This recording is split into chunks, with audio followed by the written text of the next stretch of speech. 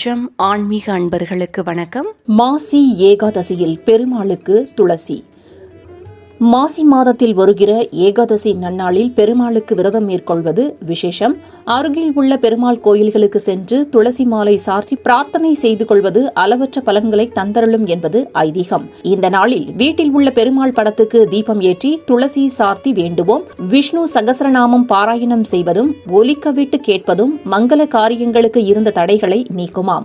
தொழிலில் மேன்மையையும் லாபத்தையும் தந்தருள்வார் ஏழுமலையான் என்கிறார்கள் ஆச்சாரிய பெருமக்கள். மாசி மாத ஏகாதசியில் அருகில் உள்ள விஷ்ணு ஆலயங்களுக்கு செல்லுங்கள். துளசி தீர்த்தம் பருகுங்கள். அலங்கார பிரியனான அனந்தனை, மகாவிஷ்ணுவை, வேங்கடவனை போற்றி துதி பாடுங்கள். சகல ஐஸ்வர்யங்களும் தந்தருள்வார் பெருமாள்.